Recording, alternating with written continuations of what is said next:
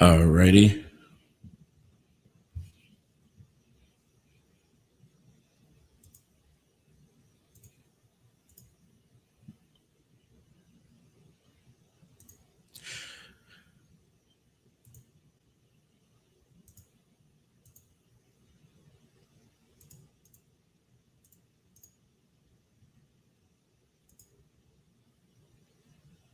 All right, there we are. So we are live. It's lunchtime, and yep, 12 o'clock on the nose. So we are live today. Another great episode of Lunchtime Talk with Steve. And today we have Terrence Patterson in here with us, and he's going to talk to us about his web series, which is called Half Past Jump Time.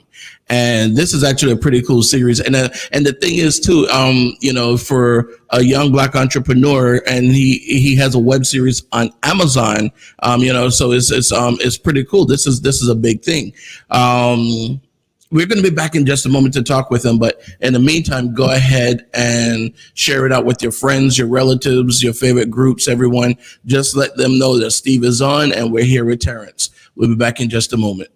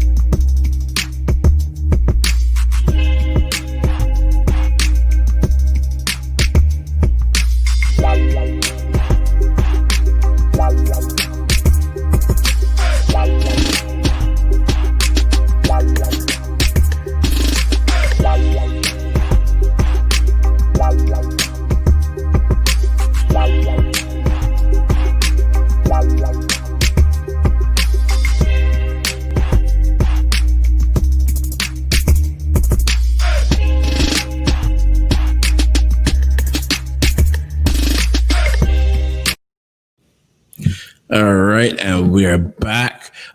So I know you guys are still sharing it with your friends, your relatives, and everyone else, and I appreciate that. So let's go ahead and bring Terrence in and see what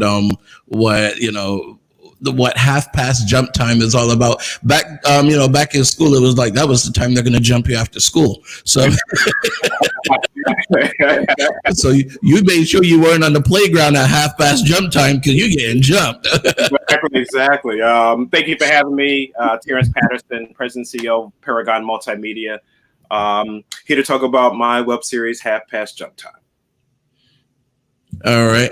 So, what inspired you? Well, actually, let's go ahead and talk about Half Past Jump Time. Explain to my viewers a little bit about it because it's a little bit different than the normal web series that we see, and and just the name of it, it sounds like dancing, and that's what and we want to find out more about what the the whole idea was behind Half Past Jump Time, and what it is that that you want the viewers to get out of it. Sure. Okay, we'll start with the inspiration for the story. It actually came about from conversations that I had with my grandmother back when I was a child, and I lived in Florida, and she had lived in Harlem for about 9 to 10 months before she got married to my grandfather and moved to Florida to, with my mother and her siblings. And those stories kind of resonated with me. So, she told me about some interesting characters. She lived in a rooming house, and then she actually moved in with a relative. So she got to be in the midst of something that I only got to read in story, in history books. So that's fast forward years later. I moved to New York. I like a lot of people, wanted to be an actor. Didn't work out so well, but I was a better producer and better writer. So for many years, I produced an off-Broadway play. And then called The Newlyweds with the great producer Beverly Roscoe Simmons. And then we were also doing film as well. But at that time, it wasn't anything near what it is now as far as African-American representation and being able to get the funds. So that kind of was an impediment for us to get the success that we were looking after. But I eventually opened up my own company, Paragon Multimedia, and Half Past Jump Time came from those stories from my grandmother. So the series itself is a sci-fi action adventure drama. It is about and told around the stories of Harriet LaCroix, who is a Harlem Renaissance time traveler. She owns a speakeasy in Harlem in the 1920s. She's on the verge. When we entered the story, she's on the verge of losing that and also losing her power to time travel because she has to pick an heir to this ring that allows her to time travel. That is ancestral. That goes through her family bloodline. So she has to choose an heir. She chooses an heir. Her name is Aaliyah, who lives here in modern day New York, and she is a hip hop dancer, actress, singer, all around performer. She is supporting her mother, who suffers from epilepsy, and she has a younger sister who she's helped put through school. So when we enter the story with her, she's not able, especially with things going on now, she's not able to make money to pay for her mom's insurance. So there's that factor, and then her sister may have to drop out of school. So when Harriet makes a decision to time travel to current day New York, she propositions her to come back to 1920s and help her keep her speakeasy open. And then along the way, we get to meet some interesting people. A lot of the luminaries, of course, we could use them in the series from copyright issues like Josephine Baker, County Cullen, those types of people. And then also the everyday people, the people that are going to be working in the speakeasy. We'll get to follow their lives as well, because I thought it was important that we really kind of deep dive into the Harlem Renaissance era, since it's talked about a lot, and there have been a lot of great programs and movies about it. I think I wanted to just make it more granular, make it more accessible so that everyday people can see what it was like living then, and just oppose that to what's going on now, and also look at the parallels being the pandemic, of course, the Spanish flu pandemic back in 1918, racial inequality, which is definitely something on the forefront now, police brutality, women rights. Charles, Steve, really the main reason I really did the show was to kind of juxtaposition between my grandmother and her life in the 1920s and mine living here in New York.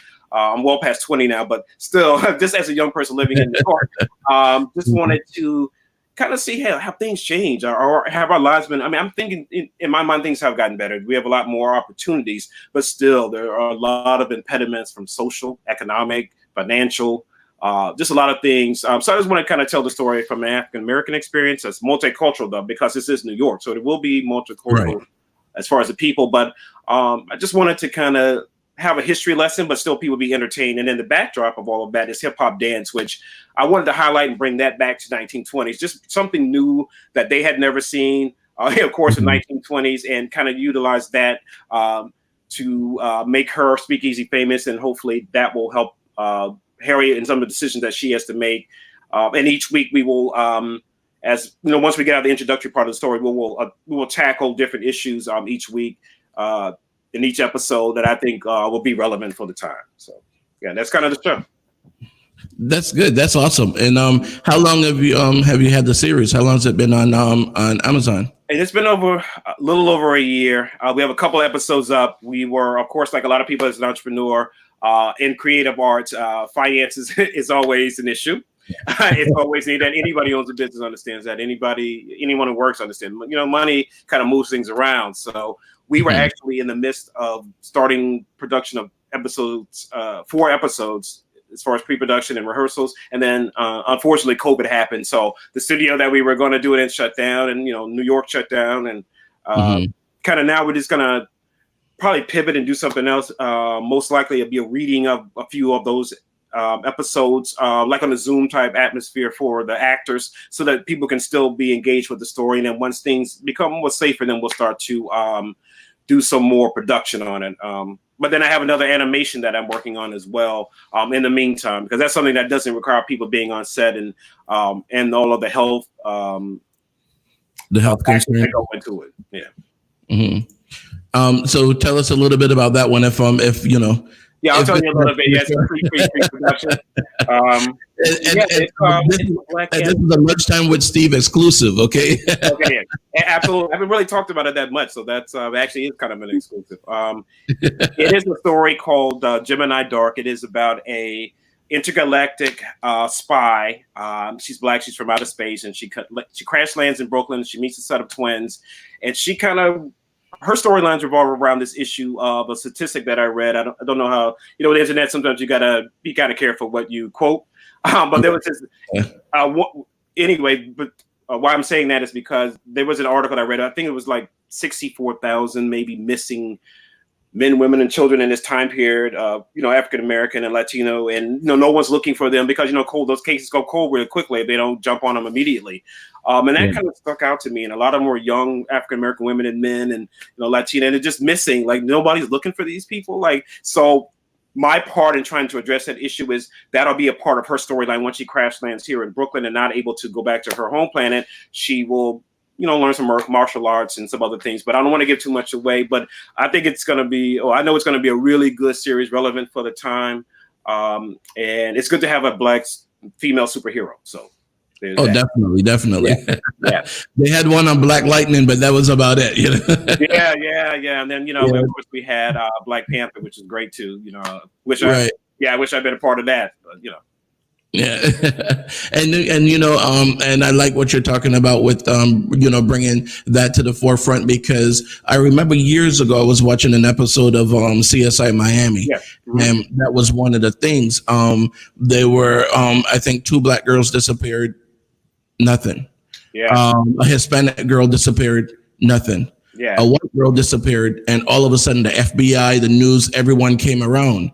And at the end of it, when they solved the case of the white girl's disappearance, the star of the show, can't remember his name now, but he played a part of Horatio. But at the end of it, he handed the reporter and the FBI agent a piece of paper each, and they were like, "What's this?" And he goes, "This is the list of people that disappeared the same time as her.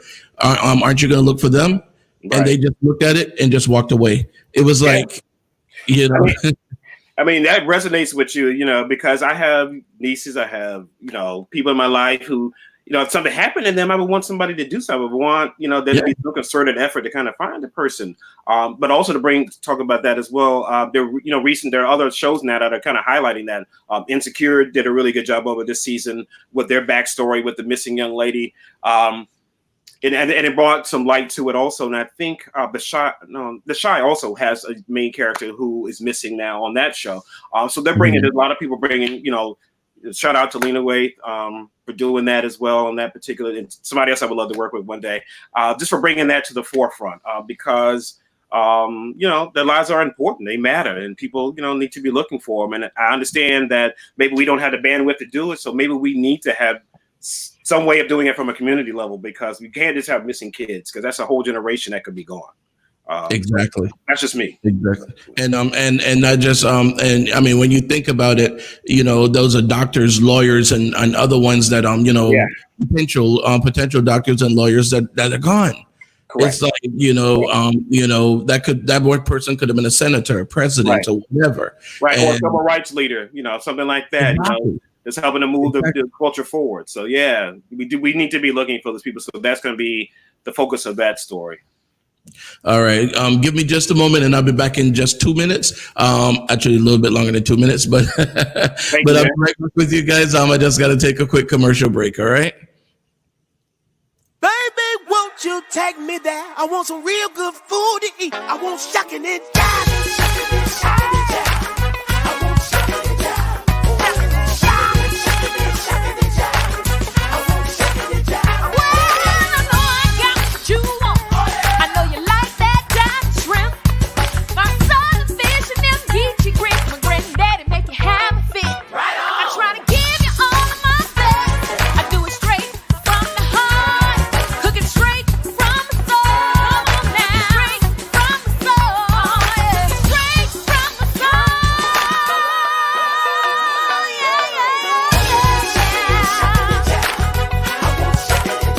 Ooh, that's what it is, what it is. That's where it's at, that's what it is. Come on down and shuck it and jive it. Cajun food with an old school groove.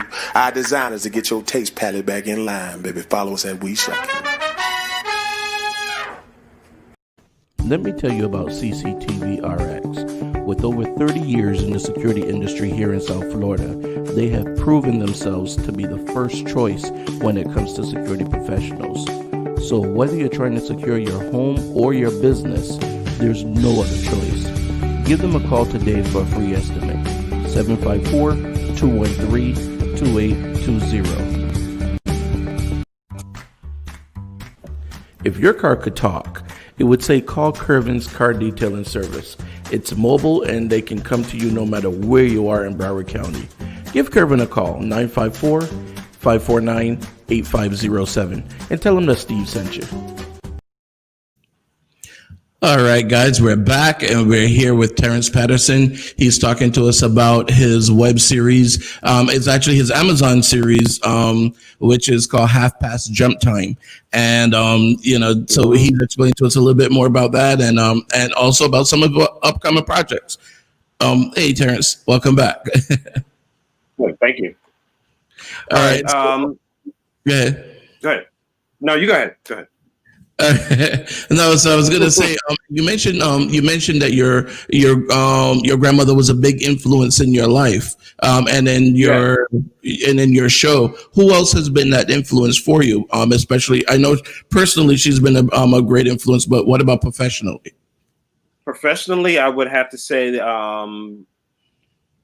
Beverly Orozco Simmons, who I work with for many years, probably like 10 years. She's the main reason that I entered this industry as opposed to going to law school, because I came to New York. I said, I'm gonna give myself a year. If I didn't do something as far as entertainment is concerned, then I was gonna go to law school. And so it was either law. Yeah. You could have combined the two and become like the Black Perry Mason or something. I actually, if I had gone to law school, I probably should have been more of an entertainment attorney. I didn't think about that as being an option at the time. And then also the loans that I would have to take out, that kind of deterred me as well, because I just finished undergrad. When you finish undergrad and you go to a liberal arts school, it's expensive. So, my parents paid some, I paid some, but loan, so I'm sorry. What's the question again? Sorry. No. You were answering. You did actually answer it. Who was your influence professionally? Okay. Yeah. Beverly. Yeah. She had her own production company, a DD Pictures. That's how I got into it. We actually were consultants at a bank many years ago, on Long Island, and she was. We were taking a lunch break, and she was actually reading a script that she had written. I had no idea that she'd gone to NYU Film School. So we were sitting down having lunch, and I was like, "Yo, what are you reading?" And she said, "Hey, this is a script that I'm going to be filming and producing." I was like, "That you do that?" She was like, "Yeah, I went to school for that." So long story short, I came under a company, started reading scripts, and then I started to do more development. And then at the time, if we couldn't convert some of them to film, we actually turned one into a off-Broadway play, The Newlyweds, which we did for about 10 years. Probably had about 100 performances at the American Theater of Actors on West 54th. So yeah, that was a good time. She's no longer with us, but she's definitely been a huge influence. And the reason that I do a lot of my projects now is just to carry on that spark that she gave me as far as being able to make a living in entertainment as opposed to a traditional job, because my parents kind of wanted me to, of course, go to law school. But then they are they were supportive, so they are supportive. So they they were okay with me transitioning to entertainment. But yeah, and then after I worked for Beverly, then that's when I opened up my own company, Paragon Multimedia. And now I'm just doing the streaming, and that's kind of where we are right now. But yeah, I'm very thankful for her leadership and all the things, her fearlessness. She was probably one of the hardest working people I've ever seen. We both had day jobs in the beginning, and we would, I worked in, actually, the irony is I did work in a law firm, actually. So that ended up, yeah, exactly. You think you got away from it, but it ended up working at it, doing project management from an IT perspective. So that's a whole nother life that I had. But we would work during the day, but at night at, 6 o'clock, she had a kid as well. She has a young daughter, had a young daughter at the time. And she would, do things with her, and then we would be on the phone from like 8 to 2 in the morning, just doing me helping out with the company, just that whole thing, and then getting up at 6 o'clock in the morning, getting on the subway, going to Manhattan. So that was my life for a long time. But I learned a lot from her. I mean, for someone who was probably, I think she was like 5'6", 5'7", she was fearless, and just, she would, whenever we would go to meetings, she would take over. Like, she just had a really big person, all because she was passionate about what she did. And I think that's what she taught me a lot. If you're going to do something, I mean, I know it's a cliche to be passionate, but you really have to feel it in your bone. You have to feel like you can't survive without it. And if you don't feel that way about it, then it's not your passion. And when she said that to me, that clicked. And ever since then, I just been, every day I wake up, it's about me trying to be a better storyteller and surrounding myself with good people, and just trying to make it work. Just, being an African-American entrepreneur, or any entrepreneur, is hard. You have to be your own cheerleader. You got to be able to work with people, make sure that you are a leader, and then make decisions when you think you don't really have an answer for things. You got to be able to pivot. And also, like I said, hire people that can uplift you and have great skills, and then let them do their job instead of micromanaging, which is the main reason why I don't want to work for anyone else, or haven't worked for anyone else, is for the micromanaging. That's what really drove me to be an entrepreneur, because I never understood that whole, I'm going to be on your back and make sure you get everything done. But the time that you're doing that, I could have done my job and completed the task. Yeah, you could have been doing your job. But, that's just, that's a whole other topic we could talk about, working in America. So. And I like what you were saying too about being passionate, because that's one of the things that that drives me to do what I do here. And a lot of times I do, it takes a lot of work. I'm up till sometimes 2, 3 in the morning. Sometimes I don't get a chance to sleep preparing for the next show. And because I do a daily show, it's a lot. So I prepare 2 or 3 shows at a time. So, someone was asking me, why do you do that? Isn't it a lot of work? And I was like, yeah, but think about it this way. Would you walk 2 miles for a bottle of water? And they were like, no. I said, what if you were really thirsty? You were in the middle of the desert. Would you walk 2 miles for that bottle of water then? And they were like, yeah. Absolutely. Okay. I'm in the desert right now, and I'm looking and I need that bottle of water. So it doesn't matter how far I have to walk. I'm walking for that water. That's a good analogy. I had never thought about it that way. You're right. If I was in the desert, you're definitely going to walk, because you need it. It's going to sustain. It's going to keep you the sustenance that you're going to need. So that's how I feel about, when I get up and write, or right now I'm getting illustrations done for the animation that I told you about, working with a writer. So all those things, like you said, it just kind of motivates me every day. If I didn't have passion for it, I just don't think that I would be able to do it, because it just wouldn't make sense to me. So exactly. And you have to have that passion. You have to. Right. And that's one of the things I think a lot of people miss. We get a lot of entrepreneurs that fall into the multi-level marketing and all kind of stuff. Oh, this person said they make $5,000 a month, and this person said they make $10,000 a week. Right, if it's not your passion, you're not going to make a dime. Whereas you can have the passion, for dirt, and you're going to make money because it's your passion. you know? Exactly. Like I think Steve Harvey there's something on YouTube, one of those inspirational things that he has. There's a little clip where he talks about one of his friends, I think in Chicago, whatever. I think it's Chicago suburbs, who cut lawns. His thing was, doing yard work, and the guy built himself up and then started branching out and everything, and became a multimillionaire doing that because that's what he was good at. And I've always thought about that. Like if people don't have an idea of what their passion is, just figure out what you're good at. Do you like hair? Do you like doing nails? Do you like making film? Do you like making people healthy? Do you want to be a doctor? Do you want to be a nurse? There's so many things that you can do. And if you don't know, then the internet is, of all the bad things of the internet, a lot of good things you can be found on about how you can just kind of look and see what other people are doing with their lives. Filmmakers, if you never thought that if forever, neighborhood that you're in, if you don't have any people who are doing film, why don't you be one of the first people to do that? You could be 12 and get your camera phone with your friends, sit down, write a script. You can go online and figure out how to write a script. Everything is accessible now that you can do. And you can make it happen. I'm glad to see now that they're young entrepreneurs, like, little kids, like 12 years old. That one kid, I think Damon John, he supported a kid, I think on Shark Tank, with the bow ties. Like, it's good to see that kids are being entrepreneurs because, I think it was called.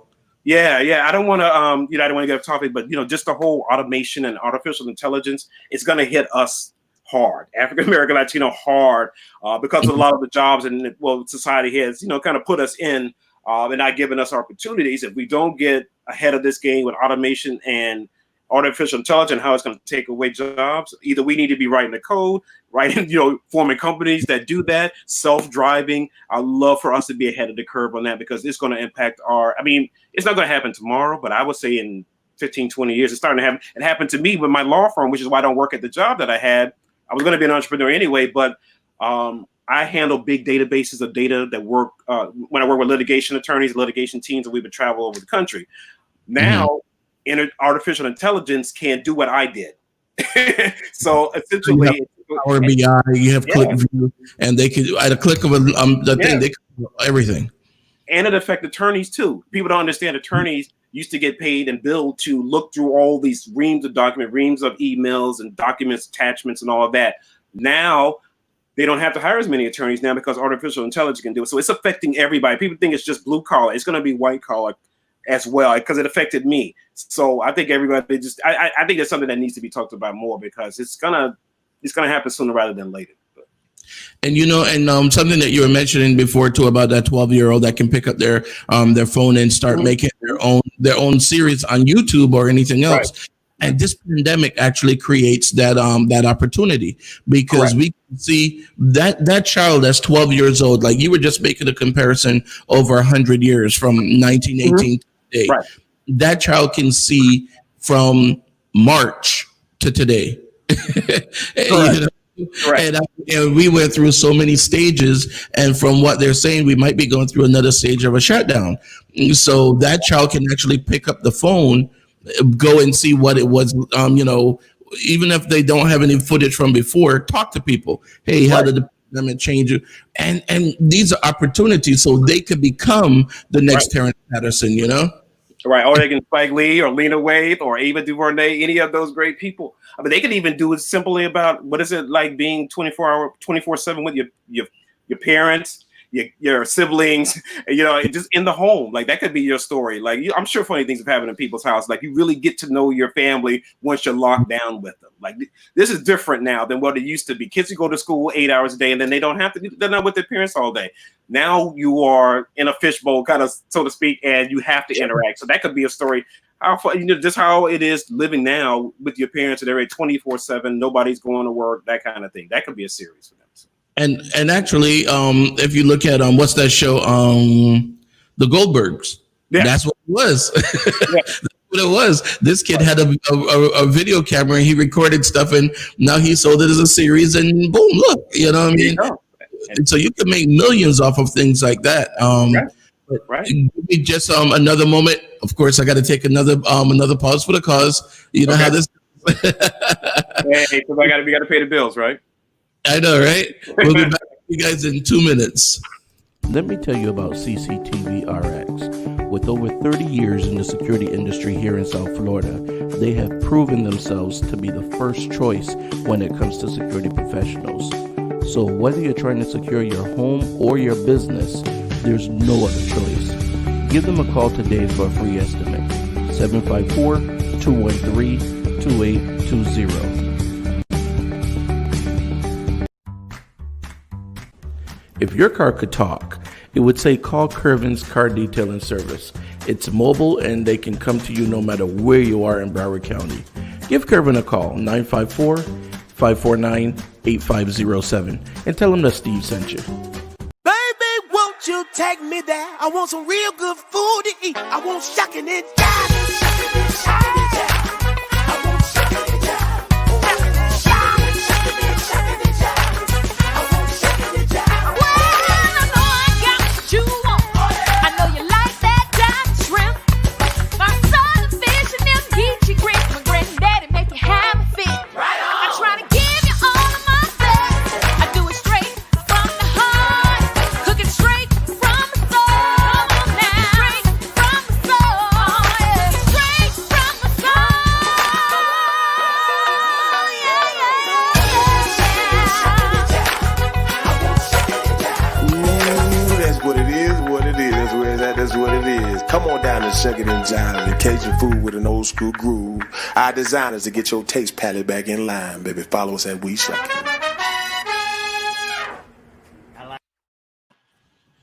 It. All right, and we are back with Terrence Patterson talking about his web series, his Amazon. Is it Amazon Web? It streams on any Amazon platform, correct? Yeah, Amazon Prime, yes. And Okay. also, we have it on Facebook and we have it on our website, halfpastjumptime.com, where you can get information on me, the cast and the crew, and some episodes as well. So, yeah, that's a place to go and get some information about it. So you guys that have Amazon Prime, check it out. Half Past Jump Time, all right? And Oral, we have a comment here. Oral was actually saying, true, there's so many stories on lockdown. Yeah. Because it's different now. I'm sure spouses now are like, they've been saying, that people have been, fighting more and all of that. Just because we're so in close proximity. It's funny now, people didn't want to go to work, but now people want to go to work now. They just want to be able to get out the house and do whatever it is that they need to do. And I feel the same way. Are you sure the job's not open? Really? Exactly. We can still get in though, right? We can. Exactly. If it wasn't for COVID, we wouldn't be locked down anyway. But if it wasn't for that, everybody would want to be back at work. But even if we go back, are you going to be safe? So exactly. So how has the whole pandemic changed your life? You were talking about professionally where you guys had to shut down production, but your life personally, how has it changed? It's a series of being in the house a lot. New York was a hotbed, and we still have some cases going, but I am one of those overcautious people. I put masks on everywhere. If I go to a local bodega here, I put the mask on and gloves. I do see a lot of people that don't have it on, but that's their choice. But I do. I make sure that I'm, but it's changed because, New York, it is the epitome of everything moving fast and all. It is that. It really, truly is that. But now we're all stationary now, and this is weird. I haven't been on the subway since February. And wow. February was the last time that I felt like I could have been on the subway with a mask. So after that, I have not been on it. If I have to go anywhere, it's either, maybe an Uber, but mostly I stay home. Just because I don't know what's going on. There's a lot that we don't know about it, and I just rather be, cautious than not. So. And were you always on the subway? Was that like a daily thing for you before that? Oh, absolutely. Yeah. Going in the city to meetings, going into the city for rehearsals, for dance rehearsals, and the narrative rehearsals that we had. I have a workspace I used to work out of near Park Avenue and 27th. So I can't go there anymore because it was creative space with a lot of creative people that, we could feed off each other. So it's been an adjustment, but I've just been kind of, for me, I had to just keep moving forward because I didn't want to be stagnant as far as my company because we're not going to grow if we're not going to keep things going. So I just been kind of keep myself busy with work, spending time with family, of course, as we're locked down. But other than that, I think everybody's life has kind of changed drastically. Because you really have to double think things now about, when you go to a store, when you're touching the doorknob, or when those things, you just don't even think about it now. If you don't have gloves, you're like, wow, and being in, around people who, or being around a lot of people, because I've been around a lot of people since the pandemic, since it started, because, I've been home. So I haven't ventured out anywhere other, what a a large grouping of massive people have grouped around. But other than that, life has changed drastically. But we just hope that it can get as back to normal as possible. But that normal is going to be different, though. I'm pretty sure. Yeah, definitely. It's so funny. And I mean, I was talking to my daughter. My daughter's 18, and I was talking to her about how things.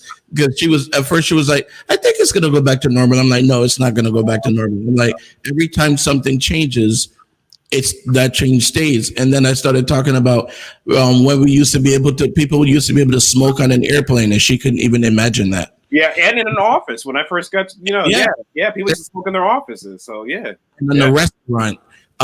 When you went on an airplane, you didn't have to take off your shoes and all these different things. Yeah. He's like, really? And I'm like, yeah. This is, it's like a whole different world. And for those things you talked about earlier, like taking off the shoes and all that, those are gradual steps that we had to take. But with COVID, it hit us all at once. Like lockdown, you can't go anywhere, you can't send your kids to school. Like everybody's life changed. Everybody. And it's just different now. And that's funny. I hadn't thought about that my nieces and nephews around her age, they grow up in that world thinking this is normal, how we do things. And we're like, no, there used to be a time where we didn't have to do any of that.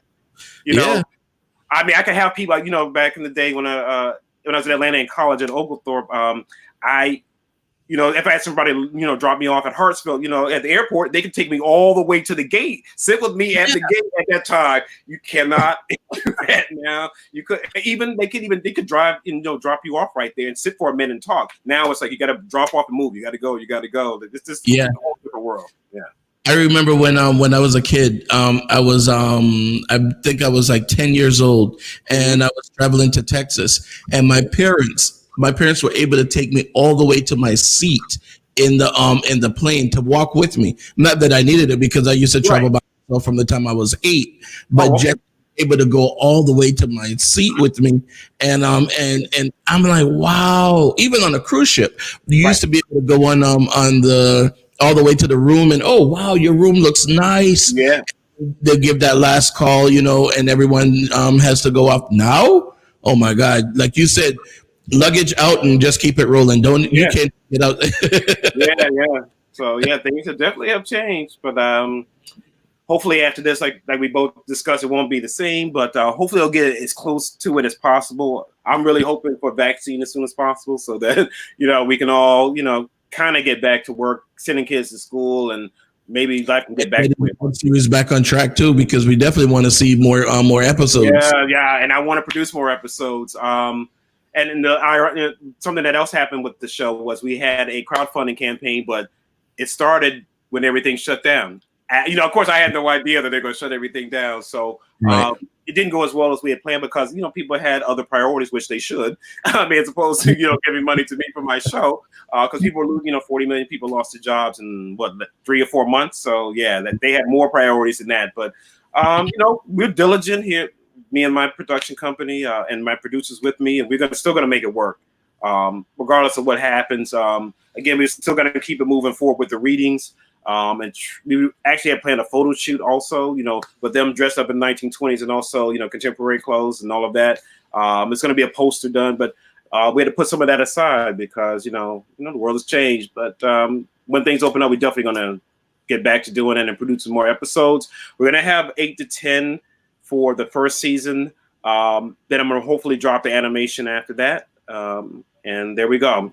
And then we're probably going to get our own Roku channel, something like that. Just for it to be on a universal platform where everybody can see it. Amazon is good, but if you don't have Amazon if you don't sign up to it, you may not have it. But a lot of people have Roku and the other Pluto and all of those because they're free. So for the most part. So yeah. And that's a good thing. And maybe you could write it in there somewhere where there's a lunchtime talk with Steve in there or something. Hey, you know what? Because we're going to be going back and forth in time periods. So especially with Half Past Jump Time.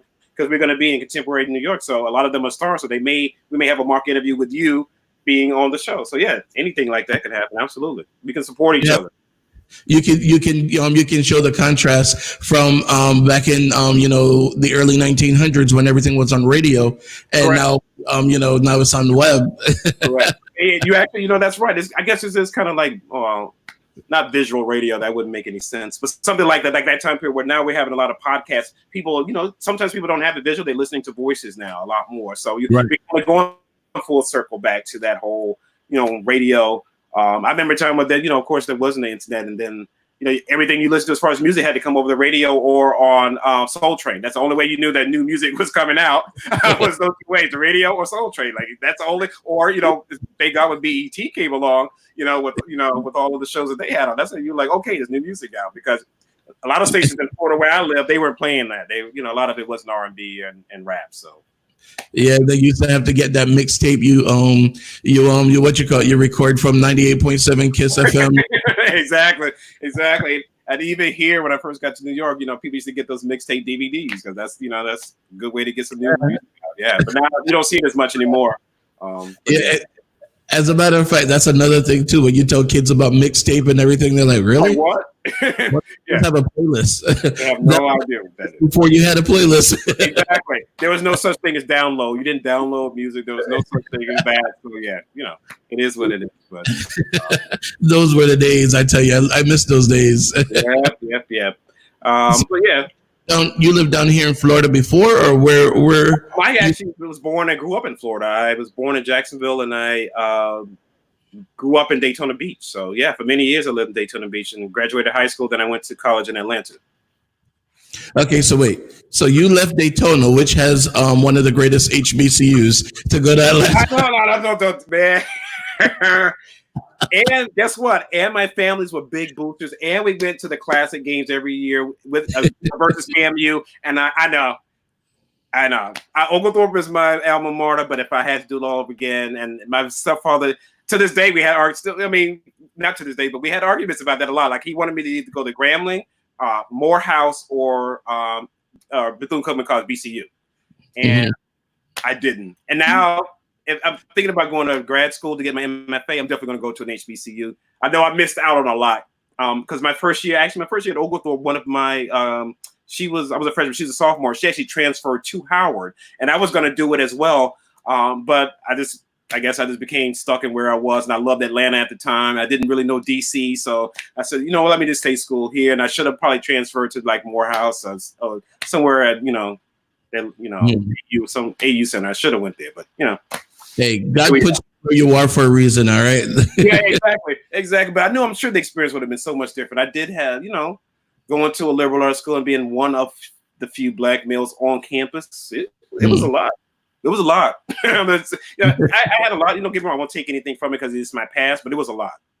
And so, and you said you were born in Jacksonville. Most people do this Duval, but Duval, exactly, right, Duval County, exactly. Yeah, because what's his name? Cat Williams said that. Cat Williams goes, "It's crazy when people know the county more than they do the city." Yeah, Jacksonville, Duval County is the city of Jacksonville is entire Duval, right? It's the entire Duval County, right? You say Duval County, but every time you say it, people go Duval, Exactly. Yeah, I grew. My grandparents moved there. My mother grew up there. I grew up there for a little while, and then we moved to Daytona Beach. So, Daytona is nice too. I like it up there. Yeah, a lot smaller. I had a really good childhood. When I reflect back on it, Daytona Beach was a good place to grow up. I had we can go to the beach all the time. Disney World was not that far. My grandparents weren't that far, so I had a good childhood. I definitely had a good time. And if you really want to blow people's minds, tell them that you used to be able to drive right onto the beach, onto the sand. Yeah, you used to drive right on the beach, right on the sand. Yeah, wow, right? People don't, it's wild now that I think about it. You could be sitting with your parents on the sand, and cars would just be driving by. The water between you and the water, cars would just be driving by. But now that I think about it, that was dangerous. Like, I don't understand, because kids, when we were like, I would have my sister's hands and we would run in the water. My mother would say, make sure you hold their hands. And we would run, but we had to wait for the cars to go by. And I'm thinking, that doesn't seem very safe, but it's Daytona. I loved it though. I loved it being a kid there. It was fun. Yeah. And that's another thing that blows people's minds, because they're going to be thinking, what? How's that even possible? How's that possible? Why would you do that? Exactly. Yeah. I don't know why they ever came up with that rule and why they ever allowed it, but hey. I think, because, the raceway is there and it's kind of known for NASCAR and all of that. So I think a lot of the first contest started on the beach, I think. Mm. I think they used to race on the beach. I'm not sure, but I don't know. I don't think I know my history that much of Daytona as I used to. But I think that's where they started, and then they opened up the speedway. But you can double check. But I think maybe even stock cars, something like that. They used to race on the beach, which is why they let pedestrians do it. I think through the years. I think they limited it now. I think you have to park in a parking lot, and you can't really drive on the beach now. Right. You can't even environmental. I mean, I'm sure oil drippings and everything were in the sand back in the day, like in the 70s and 80s. So I'm sure environmentally, they probably figured out it wasn't a good idea to be doing that. So, hey, so quick question for you. What about like interns or anything like that? Do you need any of those? Because there are a lot of people that want to get into the to the business. Sure. And I mean, you remember back in the day, people would just come and bring your coffee for you just so that they could be around everything that's happening. Do you still? For people here in the New York area, definitely when we open back up, I'd rather do paid internships. I don't like to do the unpaid ones because the unpaid ones I don't think it's very equitable because a lot of people can't take like I wanted to in college. There are plenty of internships that I had to pass over because I needed to pay my rent or whatever it is that I needed to do. So for me, it would be a paid internship. I definitely want people who are more interested in being producers and or writers, behind the scenes and just want to be in entertainment. I actually talked to my production company, my production members about that because we definitely need to have more opportunities for people. And I definitely wanted it to be paid. So yeah, there's that. I don't think you're going to get an argument there. yeah. I mean, I just think I don't want to be using people and then, having them work for me 12 hours a day and then not pay. I don't see that. That's just not me. Even 8 hours. I want to pay them. So. But yeah, that's definitely something that we have been thinking about. Just giving me more people more opportunity, and if they want to, gradually rise up the ladder and start producing stuff with us, that's fine as well. If they want to stay in house, if they want to learn how to be an entrepreneur and take it, I'm not one of those people that's like you can't leave. Like if you feel like you've gotten everything from my company that you have, and you want to venture out and open up your own, I'll be more than. If you're really good with me, I'll definitely help you do whatever it is that you need to do to my capability. So. Yeah, and it'll be a great way for you to collaborate with them, and the opportunities available, and that's the thing. There's always an opportunity. You know, I mean, I have half past jump time, which is live action, and then I have the animation. So if someone wants to do either one of those, live action or animation, we have, we're probably gonna have 2 interns on each one from a production standpoint. So yeah, and I want to teach them everything that I know about budgeting and casting and finding the right vendors to help you as far as, food and all of that kind of thing, studios. Just teach them the ropes as much as I know and from who taught me. So just kind of passing it along. Mm-hmm. Yeah. All right. See, and so anybody that's out there in New York, if you guys are, you're looking to get into the business, you don't know how, reach out to Terrence. Right. They can reach out to me at, you can send me an email to halfpastjumptime@gmail.com because that comes right to my phone and I'll respond to you as quickly as I possibly can. But that's the email. So if you're in the listening audience, doesn't matter what age to be. I'm not one of those people. If you want to get into it, because a lot of people may have second careers now. This is my second career, kind of. I was doing this for a while, but I also had a day job. But now this is my only thing. But hey, if you're 40 plus and you are wanting to get into it, you always thought you would. Reach out to me because we all need some opportunities. Definitely, it's the time to pass the baton, and the thing is too, like I always tell people, it's not that there has to be just one of us in this field. I mean, you have so many different companies that make hamburgers and they all make $1 billion. Wendy's, Burger King, McDonald's, White Castles, all of them, and they make $1 billion. So why can't there be more than one of us in in this arena? And we all have our own niche, and we all do so many things. Because I have a lot of friends that do different web shows, and we help each other out because we have, number one, we're on at different times and we have different topics. Me, I do more of the interviews and and more of the serious topics, if you will.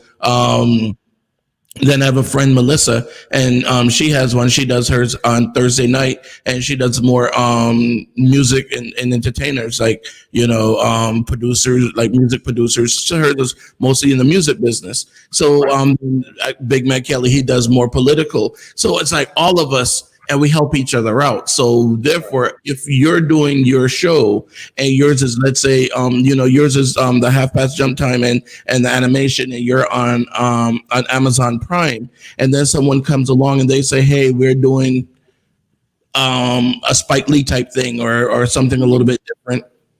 Hey, you help them, they help you. They're on Amazon Prime as well. We turn on the TV, we see more black people on Amazon Prime.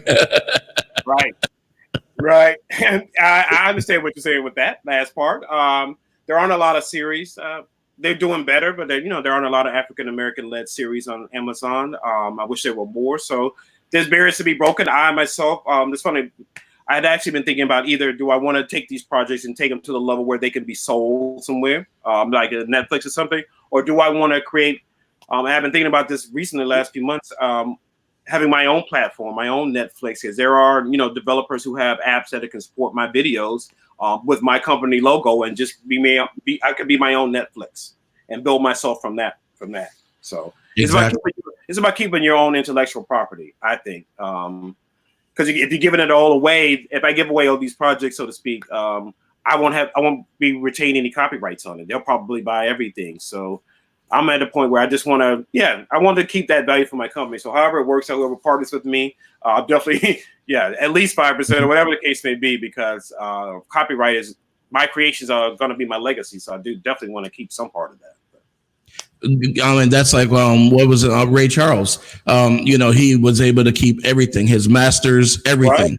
Right. Jay-Z got his masters, which is another example. Recently, from my world, so to speak. I don't know if you watch the show. It's called "I May Destroy You" by Michaela Coel. She's a British actress. She had a previous show called Chewing Gum. I don't know if you ever saw it, but if you do, check it out. She's really good actress. Anyway. She has a series called I May Destroy You Now. And I think there's a story that she pitched it to Netflix. They only wanted to offer $1 million on it. She turned it down because she wanted to retain her rights. I think it was like 5% of the copyright, just so that for her. But she ended up turning it down and went to the BBC, the UK network, and they gave her everything she wanted. Wow. So do you turn out $1 million and keep your percentage, your rights, or do you go somewhere else and see what you can do? And I thought that was very brave of her. Yeah, that was very, very brave. And I feel like that's a good example of that's why I'm saying I'm going to keep some of mine. Even I'm not at her level, but when I get to that level, whatever level I'm at, I'm still going to want to retain the rights. I don't want to give away everything because what do we have? Exactly. And that's one of the biggest things, because what's so crazy is if a person has the belief in themselves that they're going to be able to do it, then they should keep everything, because then you end up like, let's just use Ray Charles again, or Jay-Z as an example. I mean, could you imagine if Jay-Z had given up the rights to the song Empire State of Mind? Right. That's the money. Yeah. How much did he made from that? Ray Charles, from all those other ones that 50 years ago they're still playing, and they're still making money. Right. And someone wants to use a commercial, they have to go to him instead of a publishing company, which probably his own publishing company. But I said he has control. He doesn't have to watch another publishing company or record label take his song and make money on. He may get a little bit, but they're going to get more. Now that you have your own masters, you can do your own. And with as far as what I do, if I keep 5%, even let's say I get Netflix, they give me my 5%. After it's all played out for maybe 4 years, 4 seasons, or whatever the case is, if they want to redo it, guess what? I still own 5% of the copyright. I still get money from that. If I sell everything, then they can do whatever they want to do with it in the future, going down the line, which is fine. That's their right. But I think for my company, I think it's right for me to keep some of the intellectual property for myself, because that's the only way my company is going to be valuable. I can't, do everything and sell it. So that's kind of where I am. And the thing is, too, I mean, God forbid there should be another pandemic in the future, but this pandemic actually brought back a lot of those old shows. People started watching old series again and old shows on Netflix again because they didn't have anything else to do while they were home. Right. And there's not a lot of new series. I mean, good thing a lot of things were already finished and in the can, and they had been edited. But yeah, as you look now, there's not a lot of new content on. So people are searching for new content. So that's kind of, I want to fill that void. Hopefully when everything happens, lifts up and we're able to do some things, I'll be able to, provide everybody. I have a couple more series I want to do. So, Now it's a planning stage now between that and the animation, but one or both of them are going to come out hopefully within the next 3 months. We'll figure out a way to make it happen. So. All right. So you guys out there looking for that content to fill the void, the content that, you already watched everything else or whatever, or you're looking for something new, Half Past Jump Time. All right. Check it out on Amazon Prime. If you don't have Amazon Prime, go get it. Right. And it's on Facebook also. We're also on our website, halfpastjumptime.com. But yeah, and then soon, hopefully, you guys will be able to see the animation, because we're in pre-production now. So hopefully by the end of the year, at least a teaser trailer you'll be able to see. All right. Sounds good. So, Terrence, thank you very much for being on the show. I really appreciate it. Thank you for having me on your lunchtime talk. I had a great time, man. And the audience, please take a look at my show. If you have any reactions to it or comments, I am one of those creators. I welcome it. Tell me what you think about it. Tell me what could be done better, because you're my audience and I want to please you more than most. So yeah, let me know what you think. And it's halfpastjumptime@gmail.com, right? Correct. If they want to get in contact with me, absolutely. So anyone out there that wants to be an intern, guys, this is the opportunity. You're hearing someone right now that's in the business telling you that he's looking for intern and paid internship at that. You can't beat it. You can't beat it. If you ever thought about doing it, at least send them your resume. Send them, if you don't have a resume, you're just not looking to get started, just send them a little note. Hey, this is why I want to do this. Boom. Exactly. And I appreciate it too. All right. Thanks very much, Terrence. I appreciate your time. I appreciate you being on the show. And I'm going to be looking for that animation series later on. Hey, thank you, man. I can't wait to produce it and put it out. All right. Thanks. All right. You have a good day. You too. Okay. All right, guys. There you go. Terrence Patterson. He has that show, Half Past Jump Time. Check it out. I'm telling you guys, go on Amazon Prime. Make sure that you get a copy, that you're watching it, or go on Facebook. Just Google it, and you're going to see all the different platforms that it's on. Half Past Jump Time. All right. As always, guys, it's coming up on the hour. If there's anything else that you guys want to hear about, want to talk about, shoot me an email, send me a message or something. Just hit me up. Go to my website, lunchtimetalkwithsteve.com. If you guys need any kind of services, we have under the Get Help section, we have things like suicide prevention, because in this time right now, we have a lot of people that are getting that cabin fever and, even maybe domestic violence or anything like that. There's services out there that can help you. If you need food, there's, Feed America. The link is right there on my website. No matter where you are in the country, they can, you can just put in your zip code and they'll tell you exactly where you can go and get food. If you need help with your light bill, your rent, whatever. Again, these links are right there on the website. Go out, go ahead and go out there and get the help that you need. This is not the time for pride. This is not the time for, shyness or any of that kind of stuff. I'm telling you guys, you're not the only one in the situation. Don't feel bad about it. But if you are in a better situation and you can help someone else, go ahead and help that person. All right. You are your brother's keeper, and you are responsible to make sure that the next person is getting something to eat, If you have a friend, a relative, whoever that doesn't have a vehicle, help them get to the food line to go get some food. We got to do this. All right. As always, guys, I look forward to seeing you guys tomorrow. All right. Peace, people.